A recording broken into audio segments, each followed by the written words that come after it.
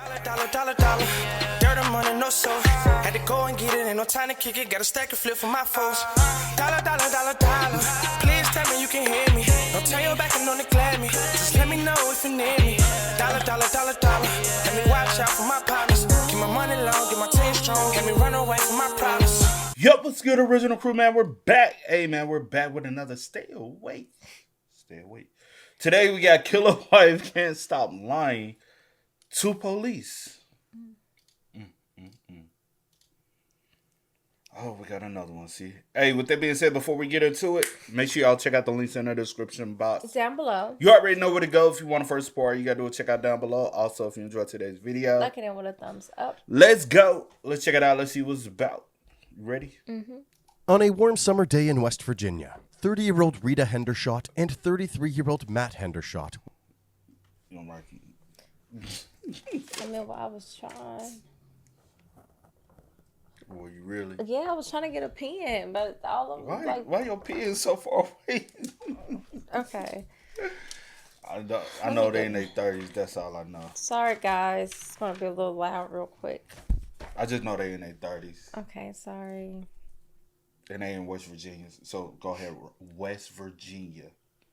You know, the boonies, the hilltop, the mountain. What's it, West Virginia? Okay, but let's go. Day in West Virginia, 30-year-old Rita Hendershot and 33-year-old Matt Hendershot were putting their guns back into storage after cleaning them, when suddenly... 911, where's the address of your emergency? The neighbor lady just said her husband or boyfriend just accidentally shot him. Where is the wound at? Where did he get shot? In his cheek. His cheek. In his cheek. After realizing that one of the guns went off and a bullet went straight into Matt's head, Rita immediately ran to the neighbor's house and told them to call 911. When officers arrived on the scene, Rita was inconsolable. That's my family. Can I please go down to them, please? We're gonna sit over here. I can't go down. Please, somebody, please let me go to Matt. Please let me go to his body. Please, please. Never been handcuffed in my life. Have a seat on that chair for me, Rita. I'm gonna pee myself because I'm in love with him. But you understand how up I am.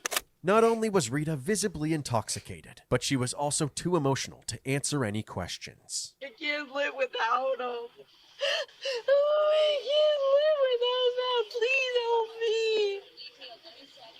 Rita. I can't live there. Rita, I need you to take a deep breath, Rita. I can't do this. No, We're gonna please, sit right please, let me please help me. He's the kindest person I've ever met in my life. Eventually, she was able to regain some composure and explain to the cops what actually happened. We were just moving our guns. He was like, babe, let's move our guns. And he had the gun in his hand, and I took it, and it, boom, I didn't realize it was loaded. She told the lead detective the same story, that this terrible accident happened while storing their guns in another location. Whereabouts were you when it happened? I was coming in the kitchen. We were moving guns, and he was holding it. He was in the kitchen with me. We were both in the kitchen. We were just moving them, just hiding them under our bed. And you said there wasn't a clip inside of it? He put the clip inside of it, not me. You put the clip inside? Yeah, we were just moving guns. It was just like our regular routine. We were just cleaning house. I didn't realize he put the clip in the 1911. Strangely, Matt was bleeding out on the stairs behind their residence when first responders arrived. Since Rita said that Matt was shot inside the home, that meant that after being shot, he ran outside in a panic before collapsing on the stairs. This story raised some red flags, so the investigators went inside the home and attempted to confirm everything she had told them. In the kitchen, only way you fleeing like that, if you were in danger, then you flee for protection.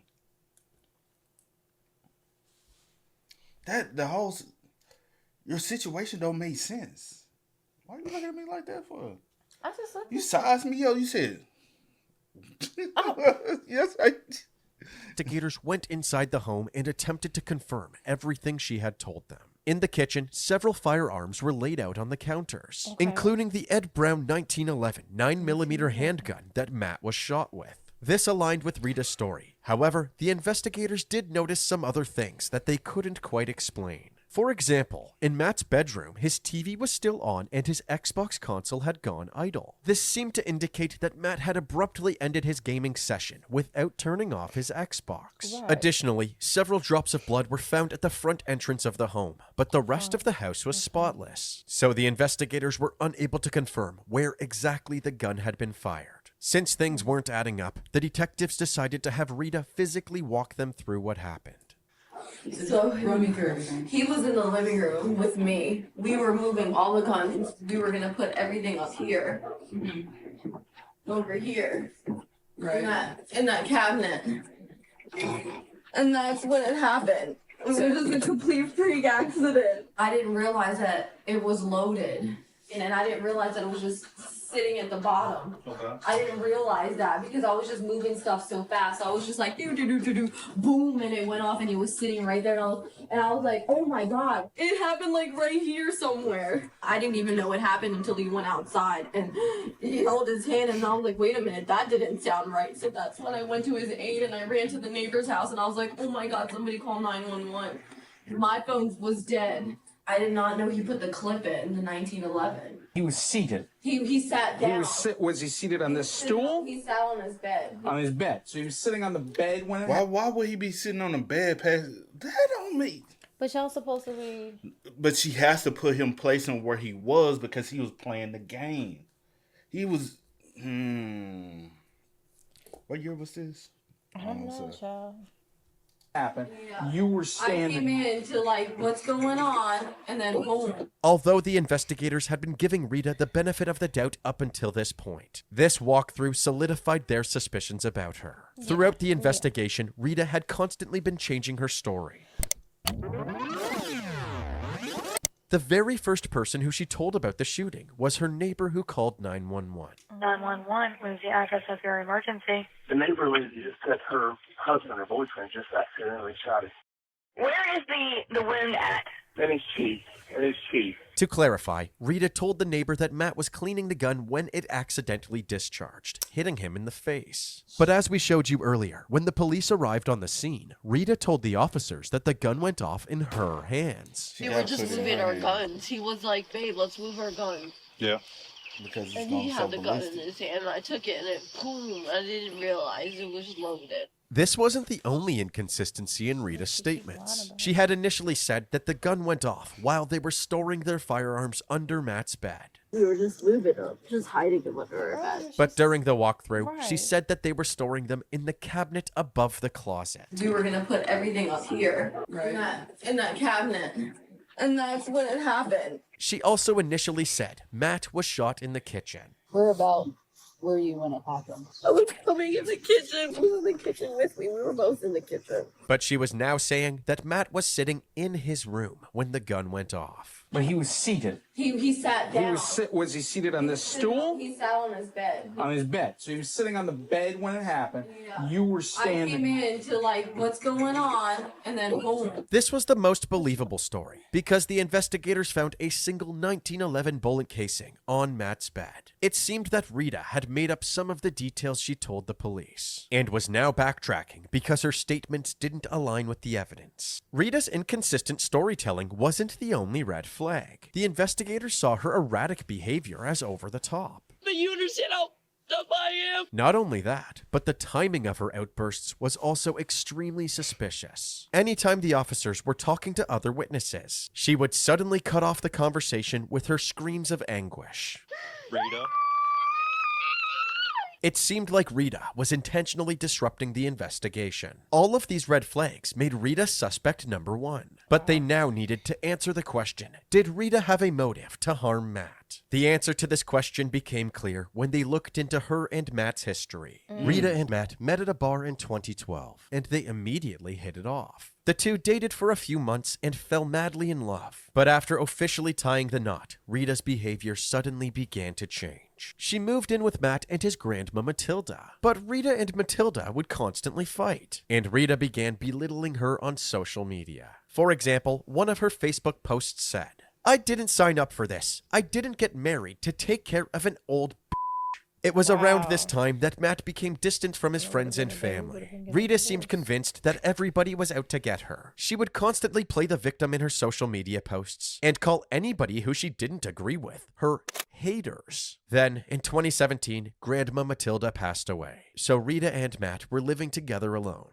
They began fighting more than ever. According to Matt's family, Rita would constantly gaslight Matt into thinking he was always in the wrong. Eventually, Matt couldn't take it anymore, and he divorced Rita. In the summer of 2018, within a few months of their divorce being finalized, Rita was already engaged to one of Matt's friends. This was when Rita found a striking new hobby: guns. She would frequently post videos of herself at the shooting range and memes about how... So if they divorced, why they... Is she already engaged to somebody? I have no clue. What was she doing at the house? Because she said... Right. Guns. She would frequently post videos of herself at the shooting range and memes about how much she loved guns. Then, on March 30th, 2020, tragedy struck. Rita's fiancé got into a terrible motorcycle crash and lost his life. A motorcyclist is killed in a single vehicle crash in Frederick. State police say the motorcyclist was going eastbound when the driver went into a ditch off the shoulder and was thrown from the bike. The investigation into the crash is ongoing. The Frederick County Sheriff's Office investigated his death and learned that he and Rita were at a party that night and an argument broke out. Her fiancé stormed out, hopped on his motorcycle, and left for home. Rita immediately hopped into her car and followed directly behind him. Apparently, as they got close to their house, Rita's fiancé hit a pothole and crashed into a fence, killing him instantly. The investigators concluded that his manner of death was an accident. That was no accident. Oh, she done did it twice. I don't. I just. Wow. That's crazy. That's insane, to say the least.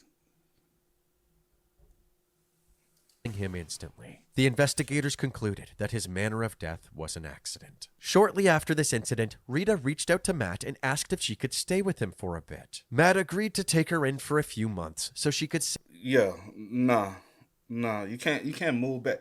Bro, we were married, we got a divorce, right? Some people are just good-hearted, and people know folks are good-hearted, and they take advantage. Hold on, let me finish. Hold on. Talk. We got a divorce. After we get a divorce, you then go and get with one of my friends and y'all get engaged. Fuck you. It's a big one. Save up some money and find her own apartment. This is when things began to spiral. Although she found a new boyfriend during this time, Rita's stay at Matt's house dragged on for months longer than expected, and her behavior became more and more concerning. She began drinking heavily and would frequently have violent outbursts. During these outbursts, she would abuse Matt, hitting him, scratching him, and threatening him by pulling out an assortment of weapons during their arguments. Not only did Rita attack Matt with a fork, but after looking through all of Matt's text messages, detectives located 4 documented instances of Rita's abuse throughout their time living together. The fork attack we just mentioned was number 1. Okay. The second was a fight that escalated so badly that Rita pulled an AR-15 out from storage and pointed it directly in Matt's face. The third was regarding an argument where Matt locked Rita out of his room, so Rita stabbed his door with a knife several times. And the fourth incident was when Rita waved a full-size machete in Matt's face to taunt him while he was trying to play beer pong. Eventually, Matt put his foot down and told Rita that she had a week to leave, or he was going to have the authorities escort her off the property. However, before Matt could call the police on Rita, he was shot dead. This ugly history between Matt and Rita made her statements at the crime scene seem completely performative. But you understand how... Now 100% is performative. You say, I can't live without him. You was So already you trying already to moved move on. You hadn't moved on. Twice. You had a boyfriend at the time. What are we talking? I am gonna be myself because I'm in love with him. Goodbye. He's the kindest person that I've ever met in my life. She wasn't even in a relationship with Matt at the time of the shooting. As we mentioned earlier, she had found a new boyfriend who had actually showed up at the crime scene to support her. Did she live here with Matthew? Okay. How did that situation work? He took her in before I dated her. Okay. You know what I mean? I was a good friend and everything like that. I've talked to Matt. I've been friends with Osher. Matt too. I've never had any problems with him. Okay. Of course, Rita began having another meltdown before the officer could get through this conversation. I can't live there! Rita, I need you to take a deep breath, Rita. But this the new boyfriend. The investigators were confident that Rita had shot Matt in cold blood. However, they didn't want to charge her with murder until they got the forensic test results from the crime lab. So, Rita was initially arrested and charged with negligence with a firearm and wanton endangerment. She immediately posted bail and was free to go. Then, just 2 days after Matt's death, Rita posted photos on social media of her and her new boyfriend kayaking and fishing in a lake. After 3 weeks of forensic testing, the crime lab concluded that Rita's story, that the gun went off accidentally, was impossible. Mainly because of the grip safety, which is located on the back of the handle of the 1911. This safety mechanism meant that the handle of the gun needed to be firmly squeezed in order to be fired. So, Rita was arrested yet again, this time for first-degree murder. She pled not guilty. Kearneysville, West Virginia woman accused of shooting and killing her ex-husband had her indictment handed up by the Berkeley County Grand Jury. I see this. Her first degree will be easy to prove. Reason why hers will be 100% easy to prove is the fact that he already got documentation of her assaulting him previously before with multiple different weapons. So also you are in there's so much pattern to show first degree. Now, from doing these for the past year, over a year and a half now, it's almost certain to understand first degree and second degree. And now, kind of looking at certain things, I understand why certain people get, certain trials don't go certain ways due to evidence and what you can prove. You think they got a good case to prove first degree? Yeah. Yeah, I don't know what more you want. Yeah. Of shooting and killing her ex-husband had her indictment handed up by the Berkeley County Grand Jury. So 30-year-old Rita Hendershot was indicted by Berkeley County Grand Jury yesterday for murder and use of a firearm and the use of a felony. Her trial took place in February of 2023, and her defense stuck to her story that this was a freak accident. However, due to Rita's behavior at the crime scene, the inconsistencies in her stories, her history of abuse against Matt, and the grip safety on the back of the gun, the defense failed to convince the jury. After a 6-day trial, Rita was found guilty. However, the jury believed that the prosecution failed to prove premeditation, which is required for a first-degree murder charge. Wow. I think it's first degree for sure. But also, it's up to the prosecutor to prove. I know. Yeah. I'm just saying. I think they had good evidence to prove first degree. Because she has tried several times to assault him. And the fact that he was putting her out, he told her she had a week to leave. And if she did not, then he was going to have authorities to score her off. Like, that's rage, that's anger. She like, I ain't leaving. She ain't got nowhere to go. You got a whole new boyfriend. Go live with him. And also, you see, 3 days later, she's posting pictures because she's now with him. But you can't live without Matt. Matt is girl, bye. Goodbye. And I guess first degree nowadays you have to have it either on video, or you have to have a whole plot as far as conspiracy. Yeah. Like we got evidence that you or whatever. Yeah, no, plotted. I know, like in court. And but stuff like I'm that. like, it shows first degree, like in some of the evidence. In my eyes, but let me see what she gets. Then I'll tell you. She's gonna get second degree. So they chose to convict her of second-degree murder instead. She was also found guilty for the use of a firearm in the commission of a felony. Rita was sentenced to 40 years for the murder conviction and a consecutive 10-year term for the firearm charge. The defense immediately appealed these convictions. So 40 years. No, technically. Or then 10 consecutive. So that's separate, right? Yeah, 50. I always get them mixed up. Concurrent is at the same time. Yeah. Consecutively. Once you she has to do one, then she has to do. So she got 50 years. And she's 30. 80. Well, at the time she went to trial. Let me do my 10 years first. I'm gonna do my 10 years first for the firearm, and then I'm gonna go do the 40. You still gonna be about 70 getting out. Yeah, 70 something. No, 60 something. Percentage. Oh, yeah, percentage. You're right. Percentage good time. Yeah. She'll probably been doing 25 years. So that ain't enough time. That ain't enough time. She'll get out when she about 65. That ain't enough.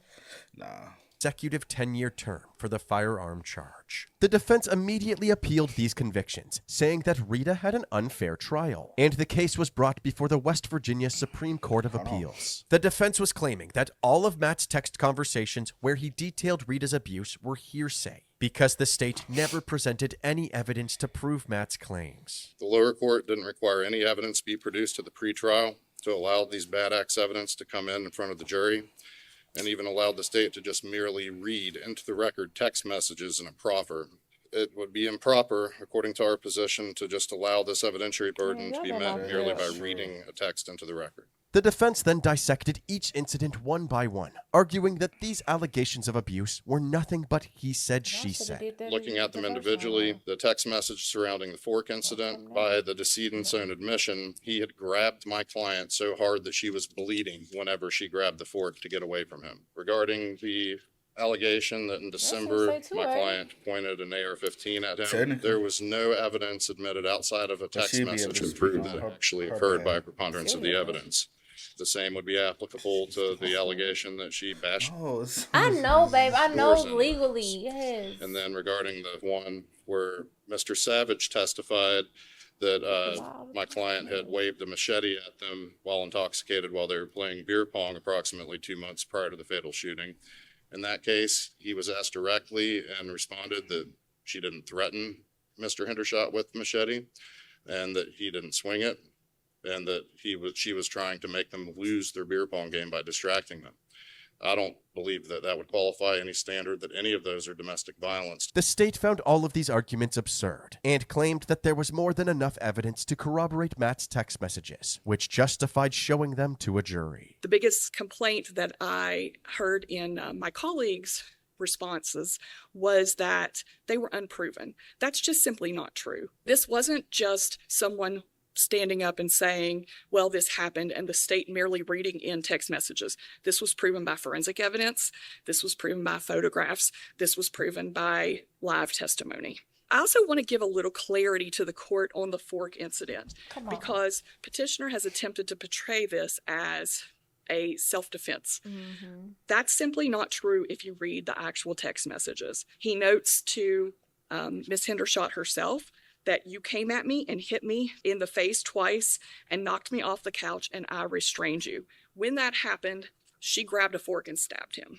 This was not merely a self-defense, unless we're speaking about the self-defense of Mr. Hendershot, because she was attacking him. They also pointed out that if these incidents didn't really happen, the only reason Matt would send these messages would be to set Rita up. To believe that this is not trustworthy would be to believe that Mr. Hendershot, before he died, was somehow attempting to set up Mrs. Hendershot for this eventual murder. That simply is just not believable.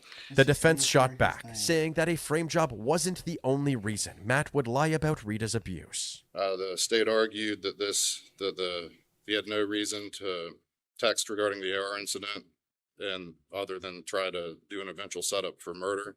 If you look at the record in this case, he was trying to get her out of the house. Trying to turn friends and family against her would make it easier to get him out of the house, so that's not the only explanation for that. My client did not get a fair trial. It's improper. It's against West Virginia law. So at the very least, we would ask for a remand for a new trial where the lower court does not admit that evidence in front of a jury. Thank you. Thank you, counsel. Despite this effort from the defense, on June 2nd, 2026, the Supreme Court upheld Rita's conviction. Good. Court records state that Rita's acts of domestic violence were intertwined with the lethal outcome of her abusive relationship. Therefore, they determined that the text message evidence was properly admitted and relevant to the case. So, Rita continues to serve her sentence in the Lakin Correctional Center in West Columbia, West Virginia. Her next parole eligibility hearing is in 2033. If she is denied parole, her projected release date is in the year 2046, as long as she stays on her best behavior. Based on her most recent mugshot, it appears that Rita is enjoying her time behind bars. To this day, Matt's family still struggles to understand why he was taken from them so soon. In a 2024 interview with Matt's mother, Tammy Reese, she said that when Matt loved someone, he loved them with his entire heart and soul. Not just his romantic relationships either. The reason he initially moved in with his grandma Matilda was because she had just lost her husband. and Matt wanted to make sure that she was taken care of. Sadly, Rita knew how caring Matt really was and took advantage of this. She weaseled her way back into his home, abused him, and when Matt told her to leave, she killed him. Thankfully, Matt's family was able to get some sort of justice, but to this day, Rita stands behind her story that this was all a terrible accident. No way. She crazy. Look at her. Oh, she was 100%. You can look at the girl and tell she is cuckoo. 2033. Can I see her getting parole? Yeah. I don't know about you, but yeah. Hope not. Yeah. I agree with that, but I can 100% see it. Because I really feel like she'll do it again to someone else if it presented itself. Mm-hmm. But rest in peace. But it happens all the time. It happens all the time, yeah, and it's sad. It really is. But rest in peace to Matt. My condolences to his family. Y'all spam us up, man. Let us know y'all thoughts in the comments for us down below. But until next time, y'all know how it go, man. I do go by the name DJ New Kid. This is Sierra Nicole. We are. Kid and We are. Go and get it, ain't no time to kick it. Got a stack of flip for my folks. Dollar, dollar, dollar, dollar.